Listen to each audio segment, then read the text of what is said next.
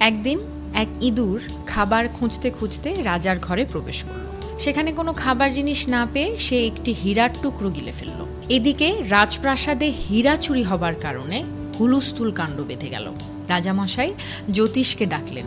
গণনা করে জ্যোতিষী বলল, হীরার টুকরোটি একটি ইঁদুর খেয়ে ফেলেছে। সেনাপতি হীরা উদ্ধারের জন্য ডেরা পিটিয়ে পুরস্কার ঘোষণা করল। এরপর এক শিকারী রাজসভায় এসে বলল সে ইঁদুর মেরে হীরা উদ্ধার করবে। শিকারী যখন ইঁদুরটির খোঁজে বের হলো তখন দেখতে পেল হাজার হাজার ইঁদুর একে অন্যের সাথে দল বেঁধে রয়েছে, আর একটা মাত্র ইঁদুর সবার থেকে আলাদা এক জায়গায় একটি ইটের উপরে বসা, যেন সে সিংহাসনে বসে আছে। শিকারী তখন ওই ইঁদুরটিকে হত্যা করে তার পেট চিরে হীরার টুকরো বের করে রাজার হাতে তুলে দিল।